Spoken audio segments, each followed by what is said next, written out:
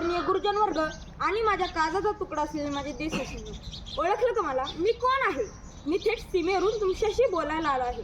कपाळाला चंदनाचा टिळा नाही तर माझ्या मातीचा गुलाल आहे. हातात मान आहे तर शत्रूचा काळ असलेली बंदूक आहे. मी कुणा एका राज्याचा नाही, मी कुणा एका जातीचा नाही, मी कुणा एका धर्माचा नाही. माझ्या अंगावर हा जो ऑलिंगरी रंगाचा गणवेश आहे ना, तीच माझी जात. आणि माझ्या प्राणापेक्षा जास्त माझ्या देशवासींची प्राणाचे रक्षण करणे हाच माझा धर्म. आणि सच्चा देशभक्त भारतीय हीच माझी ओळख. आता ओळखलं ना मला? मी या देशाचा शूर शिपाई सैनिक बोलतोय. मित्रांनो, जेव्हा तुम्ही दिवाळीत दिवे लावताना तेव्हा मी सीमेवर शत्रूच्या हालचालीवर नजर ठेवून असतो. जेव्हा तुम्ही कडाक्याच्या थंडीत पांघरून शिरताना तेव्हा मी सीमेवर 39 डिग्री तापमानात सियाचीनच्या बर्फात छातीचा कोट करून उभा असतो. मलाही परिवार आहे, मलाही म्हातारे आई वडील आहे, वाट पाहणारी पत्नी आणि बाबा कधी येणार असं विचारणारं तुमच्यासारखंच एक लहानसं मूल आहे. पत्रात किंवा फोन करून जेव्हा ती मला विचारताना बाबा यंदा तरी गणपतीत येणार ना, तेव्हा मात्र माझ्या डोळ्यातून पाणी येते. पण समोर उभा असलेल्या माझ्या भारत मातेच्या चेहऱ्याकडे पाहून मला माझ्या कर्तव्याची जाणीव होते. मलाही परिवार आहे, पण संपूर्ण भारत देश हाच माझा एक खरा परिवार आहे आणि हे मी मनापासून म्हणतो. म्हणूनच माझ्या परिवारापेक्षा माझा भारत देश हाच माझ्यासाठी सर्वश्रेष्ठ आहे आणि माझ्या कुटुंबापेक्षा माझा तिरंगा हा माझ्यासाठी सर्वश्रेष्ठ आहे. मित्रांनो, माझ्या अंगावरील वर्दीचं प्रूफ सर्वांनाच असतं, पण मित्रांनो, सैनिकाचं आयुष्य सोपं नसतं. सैनिकाचं आयुष्य म्हणजे फासर टांगलेलं एक स्वप्न असतं.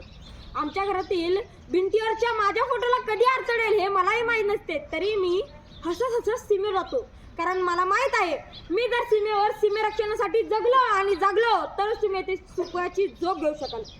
शत्रूची गोळी जेव्हा माझ्या दिशेने येते तेव्हा माझ्या मनात भीती नसते तर एकच जिद्द असते, माझा तिरंगा खाली झुकता कामा नये. माझा देश सुरक्षित राहायला पाहिजे.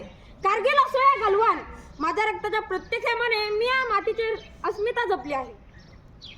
शहीद होण्यापूर्वी आम्हा प्रत्येक सैनिकाच्या ओठात फक्त एकच शब्द असतो, तो म्हणजे जय हिंद. इतकं खरतर असतं आम्हा प्रत्येक सैनिकाचं जीवन. पण मित्रांनो, आज तुम्हाला मला काही विचारायचं आहे. आम्ही सीमेवर परकीय शत्रूशी लढतोय, पण देशाच्या आतच तुम्ही सोक्यांशी कशासाठी लढत आहात? शत्रूशी लढून आम्ही आमच्या रक्ताचे पाठ वाहतोय, ते तुम्हाला सुरक्षित ठेवण्यासाठी. आणि तुम्ही मात्र माणसाचाच रक्तपात का घडवून आणताय? तुम्ही असे आपापसात जात धर्मावरून भांडून माझे बलिदान व्यर्थ का घालवता? परकीय शत्रूशी लढण्यासाठी आम्ही सदैव तयार आहोत, पण देशाच्या आतच तुम्ही जात पात धर्म पंथ यावरून भांडून तुम्ही देशद्रोहासारखे वागू नका. तुम्हाला जर देश सेवा करायची असेल, आमचा सन्मान करायचा असेल, तर फक्त सीमेवर येऊन लढायची गरज नाही, तर या देशाचा जबाबदार नागरिक बनण्याची खरी गरज आहे. रस्ता स्वच्छ ठेवण्यासाठी सैनिकाची गरज नाही, तर तुमची इच्छाशक्ती हवी. भ्रष्टाचार थांबवण्यासाठी बंदुकीची गरज नाही, तर तुमचा प्रामाणिकपणा हवा. महिलांचा सन्मान करायचा असेल तर छातीवर पदकाची गरज नाही, तर तुमचे संस्कार हवेत. आणि यासाठी फक्त एका जागरूक नागरिकाच्या मनाची गरज आहे.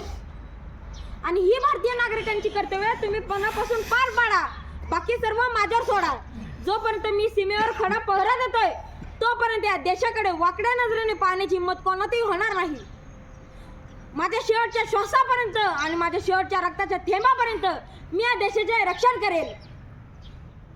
मी जर जिवंत परतलो तर तिरंगा फडकवता येईल आणि जर शहीद झालो तर त्याच तिरंग्यात लपून येईल.